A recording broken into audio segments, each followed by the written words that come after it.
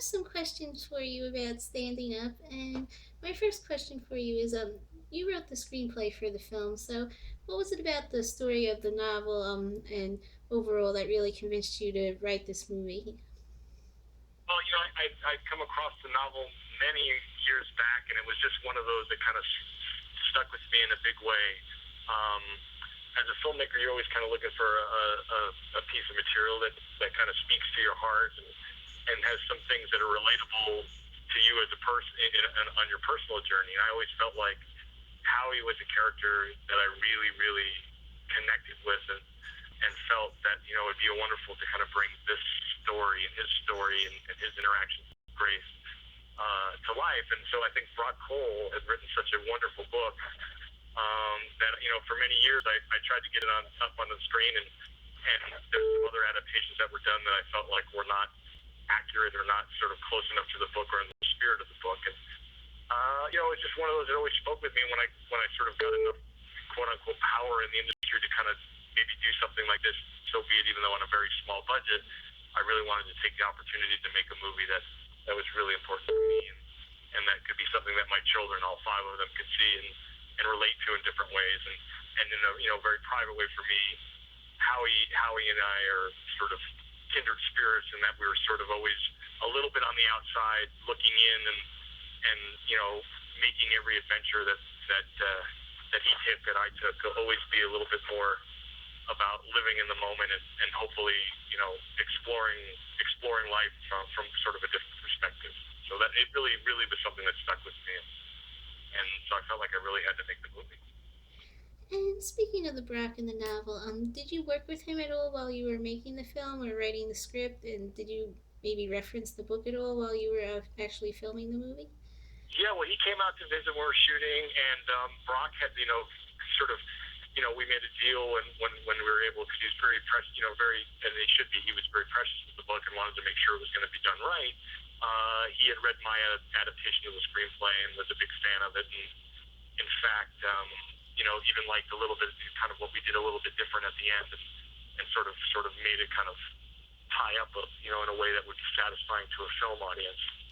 But he was all the way through in the process of the screenplay and casting. And when he came out to the set, he spent 2 days out in Georgia with us, and he really was excited. And in fact, wanted it. And he had always sort of shared with me that his wife and he were the Howie and Laura of the story, and it was a very personal book to them as a family. And so it was very gratifying for him to come out and sort of see the movie come to life. And it was he said it was a very inspirational experience. So I think we both got a lot out of it. And this was the first feature film that you actually wrote the script for. So what was that process like overall? And you also directed the movie as well. So was it always your intention to also direct the movie as well?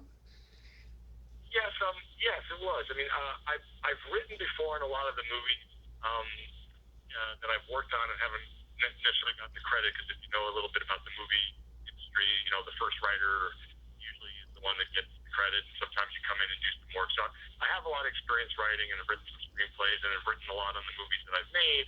But this was my first sort of solo adaptation, um, and I always intended to be this sort of a writer director piece that I can write. And I knew that keeping because it was going to be a small movie, we weren't going to get a lot of money. I felt like it would be a nice sort of a writer director piece where basically whatever salary I get could basically be kicked back into the movie so that we can get the most on the screen that we possibly can. And speaking of the fact that this movie had a smaller budget and was more of an independent film, did that pose any difficulties or challenges while you were actually filming the movie? Well, I mean, the reality of the situation is where you're working with two minors on a film, which they're basically in every scene except for maybe one or two, and so the hours are very restrictive. So you have to be incredibly prepared, and so knowing you're on a smaller budget, the part of that sort of makes it difficult is you don't have a lot of shooting days, and you know that you're only going to have these kids for a certain amount of hours um, per day. So just from just attacking the material and getting enough stuff down on film per day was a very difficult challenge. And I think the lower budget for me was kind of liberating because you don't have the pressure of high studio studios and budgets and all those other kind of things. So basically, it allows you to truly make an independent film where everyone's trusting in you, and you don't have a lot of suits and ears and people who have tens of millions of dollars poured into it, so their opinion in a way has to be heard. So I think it was very liberating from that standpoint. But from a technical standpoint, we shot the movie in 18 days, which is basically 3 6-day weeks. So it went really quick, and you had to be really prepared because you only had a certain amount of hours with the children.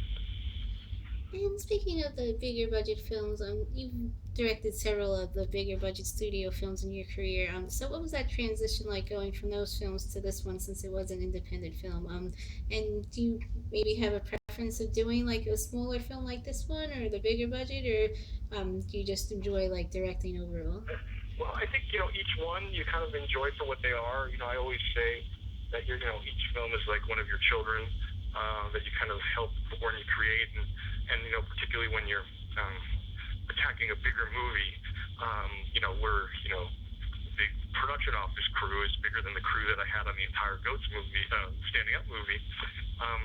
I don't know. I wouldn't say there's a preference. I'd say it would be really, really wonderful to kind of do. I think Steven Soderbergh's someone I would look up to because he's able to juggle one big studio one and then make a smaller one that he kind of makes for himself. So I guess to answer your question, in a perfect world, I would love to jump between the two because I do enjoy making the big, fun spectacle where people are entertained and have a great time. And I love the experience of making something that's smaller where there's less pressure for the movie to, have a huge opening weekend. It's really about just getting people to see a movie that has a good message. So I guess the answer to your question is I'd love to jump back and forth between the two of them. And this movie's going to have receive a theatrical release as well as a VOD release a few days afterwards. So, do you feel that releasing these smaller independent movies on VOD will really be helpful in having audiences see them? And in general, are you a fan of VOD releases as well? Well, you've always, I'm always making a film that I hope people see on the big screen, and knowing what people's home entertainment systems are like, and knowing that this movie's small, and so that the marketing budget allows you to get a little bit of a theatrical, and you get the VOD. I think in a case like this, I'm a fan of it, and it's interesting to me because now that it's the first one I've had this way, I've been noticing so many more movies are taking that approach and I think it's a good way to get eyes on the movie quickly. And I think as filmmakers, storytellers, it's our goal to get as many people to see it as we can. And so, in a case like this, yeah, I'm a fan of it. I think it's quite interesting, and I think it's a good way for small movies to find a big audience. And well, like you mentioned earlier, the two main characters in the film are minors and are played by Chandler Canterbury and Annalise Basso. So, what was the process like of casting them in the roles overall? Well, casting was, took a while and took some time because there's a lot of different types of actors, and you wanted to find two people that were special in a way that they can convey being outsiders of what you'd call, I guess, the norm, but at the same time, two actors and children that had this incredible sort of spirit and soulfulness that you'd be able to kind of grow and love. I mean, it's interesting because when the movie starts, as an audience member, you're almost a little bit, you're on their side, but you're feeling, wow, it's interesting. Like, what is going on, and how were these two singled out? And I think the great thing about what they did was Chandler and Annalise they gave you an insight to these characters in a way that you wanted to celebrate with them about what made them unique and what made them special. And that's what I was looking for in the casting process. And, it took a little bit longer to find Annalise. Chandler had sent in a tape from Texas that I was really blown away with. And I'd given him some direction, and he went back and worked on that tape, and he did a great job. So then when we finally met, he was fantastic. And Annalise, we must have seen lots and lots of girls. It was really difficult. And then really when she came in Los Angeles, right away she kind of bowled me over and won me over because she was really interesting. She kind of was an old soul, and I really enjoyed that. We have time for one more question.